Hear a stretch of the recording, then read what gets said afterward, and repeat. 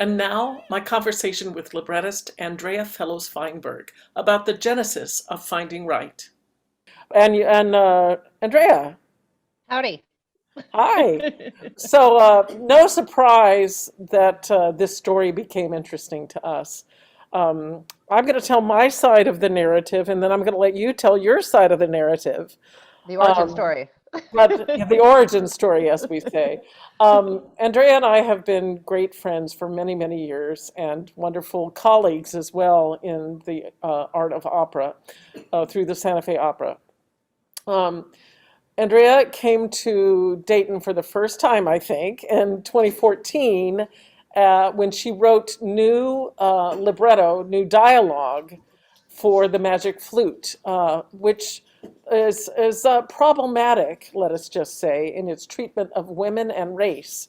And we decided we needed to um, look at that text and find a different way to tell the truth of that story with some wonderful, wonderful dialogue. If you saw that production, it was very funny and brought new life to the Magic Flute in a wonderful, wonderful way. And when she came for the production, I took her to see the sights of Dayton, and of course, one of those sites is the cemetery. When the cemetery, and we went to the graveside of the Wright brothers because, of course, that's what you do. And we looked down and we saw Orville and Wilbur and then Catherine in the middle there, and we said, "What? A sister? There's a sister?" Now, not being from Dayton, maybe you all knew that, but we certainly didn't. So we went to our friend Google, and they're at the graveside, Googled and read the story, and we sort of looked at each other, and I said, "Oh my gosh, it's an opera." The story is so dramatic with all the elements that you would see in an opera. Well, fast forward how many years later, Andrea?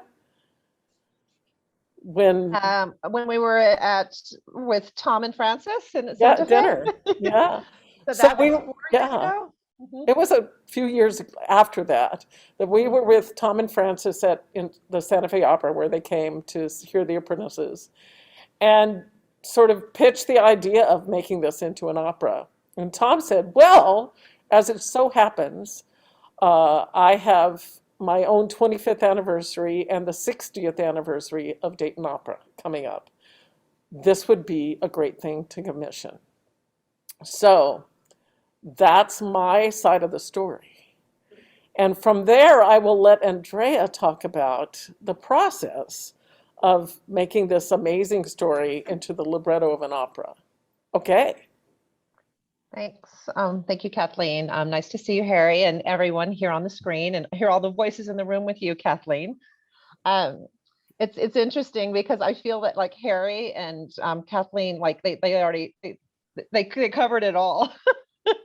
There's so many things that I would have said almost verbatim about crafting this libretto. In particular, Harry, I was thinking about reading between the lines, and a lot of what you said. I think you're not just a writer, Harry. You're certainly a poet as well. I mean, you could write a libretto easily, because that's the task before a librettist is to read between the lines and to create a brevity in shaping and sculpting the text, because it's really, as all of you know, it's the music that tells the story. So I'm creating a through line and a pathway for the composer, and then for the director, who then and the designers, and then the artists who manifest and bring those characters to life, and for that experience that you all have as audience. So I think of my job is to create.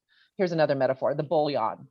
So I just wanted to give you a little insight into how I perceive my role in creating opera and being part of this dramatic um, art form.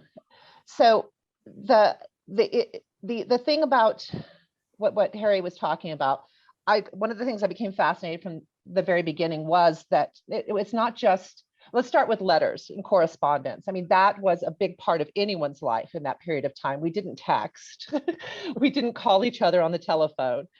people wrote letters. That was something everyone did. And so I loved that motif, that element of of how one finds one's way forward in a relationship. So letters are at the heart of this piece. So um, with that, though, I did not read the 2,000 pages that that Harry has in his possession, as he well knows, nor did I go into the entire archive of the Library of Congress or even at Wright State University. I read a lot of letters, but at some point I had to put the letters aside and I had to read between the lines, and I had to do the very thing that Harry said. I had to take dramatic license and put words into the mouths of these characters and bring them to life. And that's what a librettist does. I'm not a documentarian.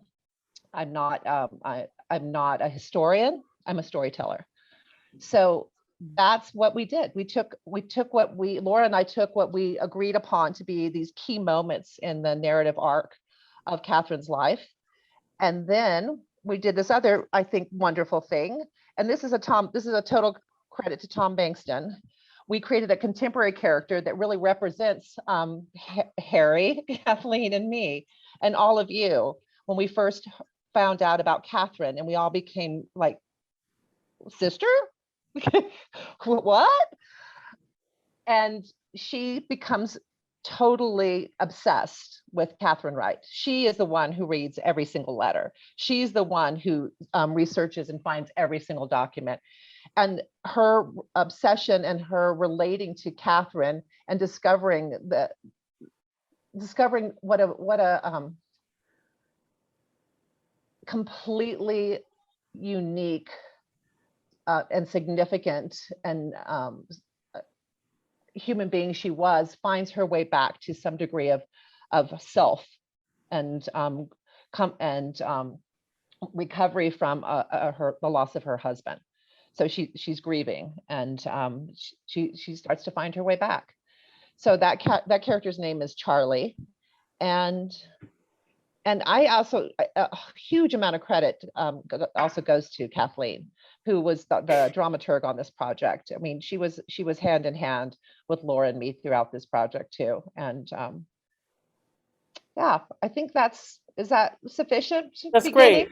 That's great. Is that provocative enough for everyone?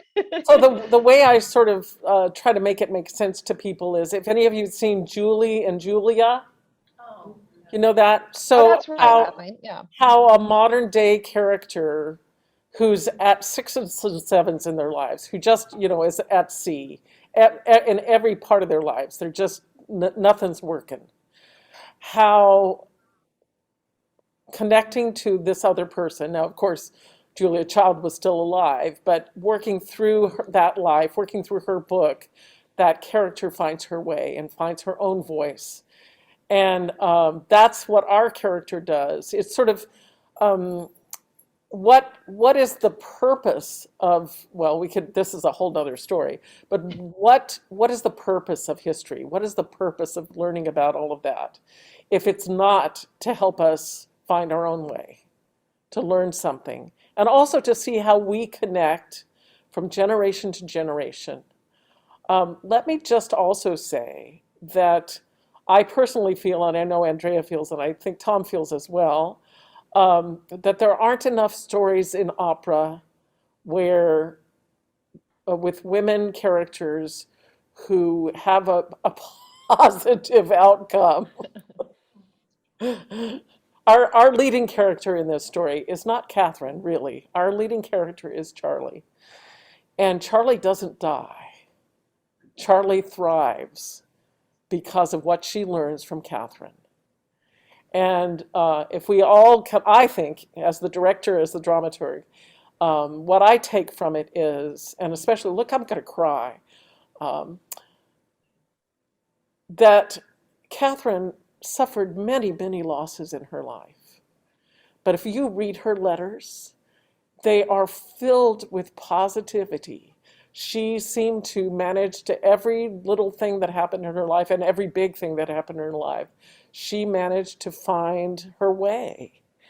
And that especially right now, don't we all need a way to to draw within ourselves and find a way forward and know that that's possible. Tell me about your process of working with Laura. How did that, you know, She's so I've worked with, this is the fifth composer that I've had the privilege of working with in a collaborative environment.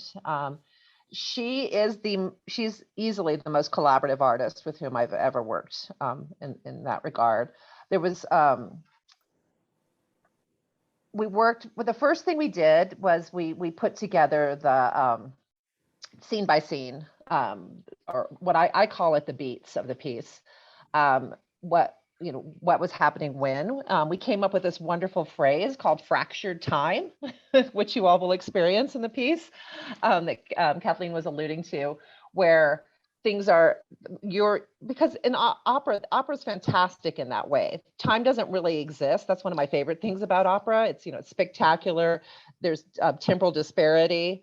So we really we stretch the boundaries of what's possible with temporal disparity. So so we came up with that concept together. She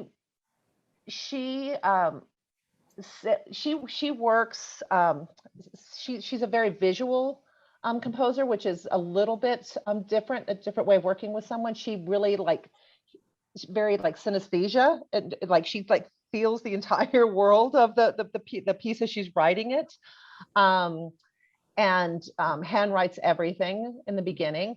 And so throughout the process, and I know Kathleen also, we had the opportunity to hear on MIDI files, which is, you have to tune your ears to that kind of experience, to hear the piece as it was developing, and to provide feedback that she took very deeply and incorporated into the revisions of the piece. I mean, I've never worked with a composer like that before. And I'm not going to say that it's because she's the first female composer I worked with. I just think it's her nature. I don't want to get into that male-female kind of thing. But she highly collaborative, receptive artist, and that's what creating opera should be. That's what I've always hoped it would be, and so now I've had that happy experience. Thank you to our guests, Harry Haskell and Andrea Fellows-Feinberg, and thank you for your continued support of Dayton Opera. I look forward to sharing more insights about this exciting world premiere with you and to seeing you at the opera. Stay safe.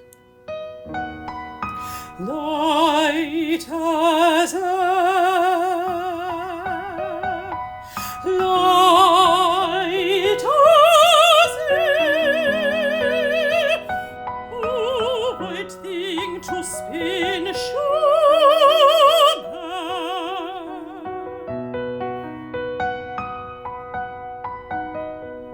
spinning, spinning.